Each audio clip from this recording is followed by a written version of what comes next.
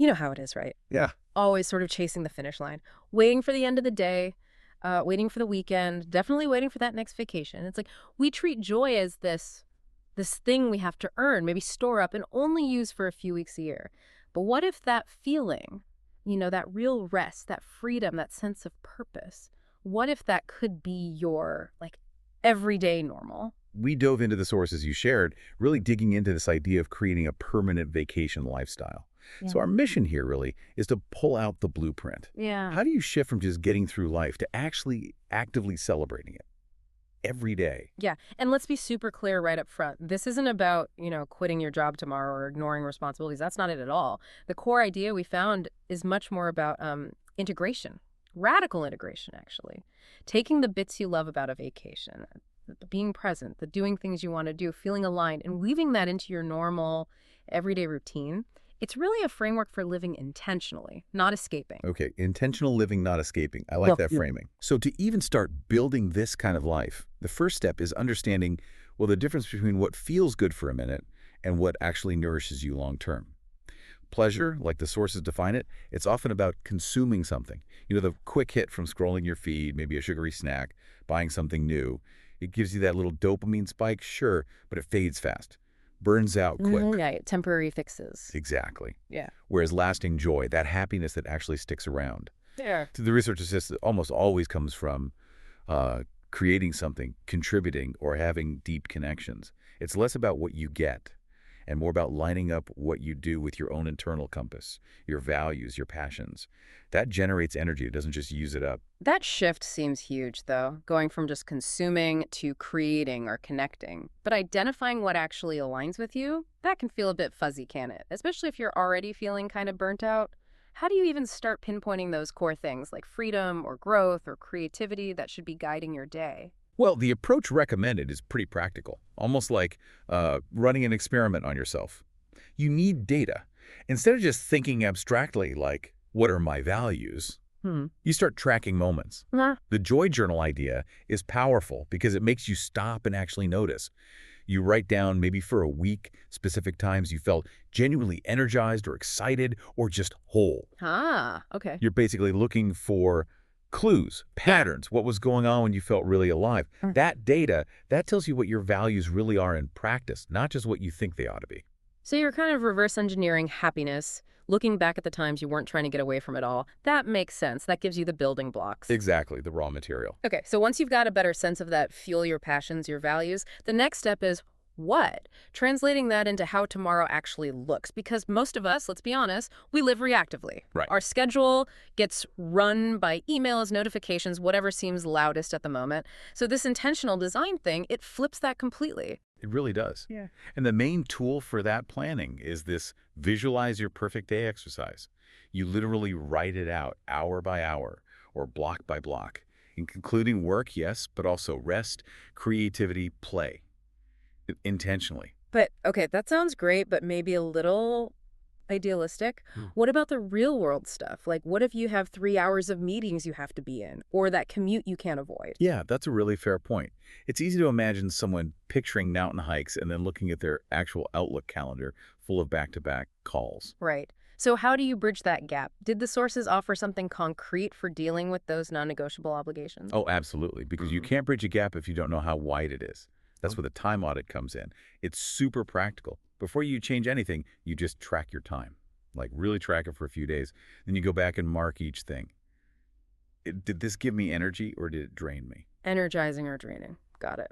And the gap, the place where you have leverage, it's almost always in those small draining things we do just out of habit or obligation we maybe shouldn't have accepted. The audit shows you exactly where you can start swapping things out. And I guess a lot of those draining things are tied up in commitments we probably said yes to when we maybe should have said no. Which leads right into simplifying things, doesn't it? You can't really feel joyful if you're surrounded by clutter, physical or mental. That's a huge point in the sources. Simplicity isn't just about, tidying your desk. It's mental clutter, emotional clutter too. Every half-finished project, every nagging obligation, it takes up brain space, cognitive load. So reducing that frees up energy, frees up focus, which lets you actually be present and enjoy things more. And maybe the biggest tool for cutting down that emotional clutter is learning to say no. politely, strategically, but still saying no. Mhm. That feels easier said than done sometimes, though, especially at work. Saying no can feel like you're not being a team player, or worse. Is it really practical? It has to be applied strategically, for sure. It's not about just saying no to everything. They suggested something called a commitment audit. You list out all your regular commitments, work tasks, social things, whatever. Then you rate them, say 1 to 10, based on how much they align with your values and how much energy they give you versus drain you. Right. Anything that scores really low, like maybe below a 5, you need a plan. Can you eliminate it? Delegate it? At least modify it somehow. Saying no isn't being difficult. It's actually a form of self-respect. Mhm. It protects your energy, your most valuable resource, sends a signal that your time matters. Right, protecting your energy. Okay, so we've tackled the personal schedule, the clutter, but the elephant in the room is usually work, isn't it? It takes up most of our waking hours. And if that time feels like a total drag, this whole permanent vacation thing feels kind of impossible. So the goal has to be transforming work somehow into something that ideally gives you energy or at least aligns with your purpose. It really has to be part of the equation. You can't build a joyful life if the biggest chunk of it is something you dread. The sources push this purpose test, asking yourself seriously, does my work reflect my values? Am I growing here or just ticking boxes? And critically, it's not always about finding a whole new career. Sometimes it's about finding purpose within the job you already have. Okay, but let's get practical again. What if your job is, well, necessary for the paycheck, but it's fundamentally just transactional, like really repetitive data entry or something? How do you find purpose in that? Yeah, that's a common challenge. And that's where the focus shifts from overhauling the whole job to making smaller, targeted adjustments. One way is what they call career adjustment. Even in a mundane role, can you find a project, maybe volunteer for something slightly outside your description that taps into a passion? Maybe you value efficiency, so you take the initiative to streamline a clunky process, even if it's not officially your job. The data suggests that even getting like 20% alignment, finding just a piece of your work that resonates, can make a huge difference to your overall energy and morale. Okay, so finding pockets of meaning. And if that's just not possible or not enough. Then you look outside the job. That's the passion project commitment. Ah. If your day job only gets you part way there, you intentionally block out time. Maybe it's just 2 hours every Saturday morning, but it's protected time for something you choose. Writing, coding, volunteering, painting, whatever lights you up. It provides that consistent dose of purpose and creativity so the demands of the job don't completely drain your battery. That makes sense. But even if the work is fulfilling, there's still the danger of burnout, right? Sometimes when you love what you do, you just do too much of it. You forget to rest. That is such a crucial point. That is where we shift from thinking about just managing time to managing energy.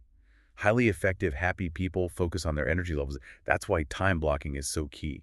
Not just scheduling work, but scheduling your hardest, most brain-intensive work for when your energy is naturally highest, usually the morning for most people. Right. Don't try to solve the world's problems at 4 p.m. on a Friday. Exactly. It's inefficient and frustrating. And then there's protecting that time. We talked about saying no to others. But we also need to say no to ourselves sometimes. Like, no, I'm not going to check email again tonight. Precisely. Setting and really defending clear boundaries is non-negotiable for this whole thing to work long-term. The sources directly linked strong boundaries to resilience, to sustained happiness. If work constantly bleeds into your personal life, you just erode the rest and recovery. You need to keep that vacation feeling alive. Okay, boundaries are key. Stepping back a bit now from just the schedule and the work, Yeah. what about the environment around us? The space we live in, the stuff we consume, the people we interact with? That all impacts how we feel day to day too, right? Massively, yeah. Your physical space, the media you let in, and maybe most importantly, your relationships, they all constantly shape your emotional state. And this is where you kind of do an audit of the external world, the energy audit. Mm-hmm. It sounds a bit ruthless maybe, but it's necessary. You list the people you spend time with, the places you go, the news sites or social feeds you check, and you honestly ask, does this energize me or does it drain me? Energizing or draining again. Okay. And the advice is pretty straightforward. Maximize the energizing stuff and minimize or set firm boundaries around the draining stuff. Okay, curating your space seems doable. Declutters, add some plants, whatever makes you feel good. But relationships, that feels harder. What if it's like a close family member or a key colleague who is consistently draining? You can't always just cut them out. What's the practical advice there? No, you often can't just cut them out. The practical move then becomes about managing the exposure and your reaction. If you can't eliminate the source, you limit the time you spend. You manage the topics of conversation. Keep it light, maybe. You consciously protect your own energy before and after interacting with them. And you get really intentional about your digital spaces too. Unfollow, mute, curate aggressively. Any input that consistently makes you feel angry, anxious, or less than, that's got to go. It just poisons the well. Right. Stop doom scrolling, basically. Right. Protect the input. Okay, so that leads to the internal side of things, the mindset, resilience.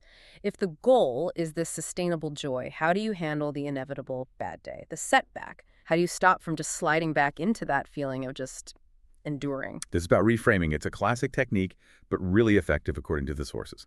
When something challenging happens, instead of asking that kind of passive why me question. Which is easy to do. Oh, totally. But the resilient mindset shifts it. It asks an active learning question. Okay, what is this trying to teach me? Or what can I learn from this? Suddenly, a setback isn't just a failure. It's data. It's feedback pointing you in a new direction, maybe helping you get clearer on what you do want.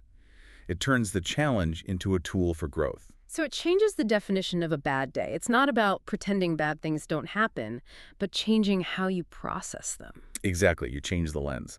And to help make that new lens stick, the sources really emphasize daily rituals. Joy isn't something you just find and then have forever. It needs practice, like a muscle. So simple, small, non-negotiable rituals become your anchors. Things like a morning mindset reset, just setting one simple intention for the day related to joy or presence. Just one thing. Just one thing.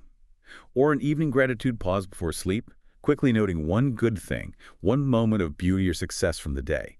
It trains your brain to look for the positive. And crucially, seeing things like play, self-care, even just leisure time, not as rewards you earn after the hard work, but as essential maintenance. Lifelines, really, that create that sustainable rhythm of peace. Okay, so pulling this all together, this blueprint for a life that feels more like a permanent vacation. It's not about waiting for some future event or buying a plane ticket. It's built day by day by consciously aligning your habits, your thinking, your work, your environment with what truly authentically brings you energy and joy. You're essentially creating a reality where peace and fulfillment aren't the exception, they're the default, the rhythm of your life. Beautifully put. And the best part is you can start right now. It doesn't require some huge upheaval tomorrow. It starts with one small choice today. Maybe it's blocking out 30 minutes for that passion project you keep putting off. Maybe it's just using that commitment audit idea to say no to one small, draining thing on your calendar for next week. That's the beginning. Right. It begins with one step. And eventually, maybe the need to escape just disappears because the life you actually have feels compelling, full of purpose, full of wonder. So here's a final thought for you to chew on this week. If a vacation is really about intentional presence and feeling free, what's one small, maybe currently draining part of your daily routine? Could be the commute, could be making dinner, that if you approached it with total presence and maybe looked for the hidden purpose or learning in it, could actually become a source of internal freedom for you.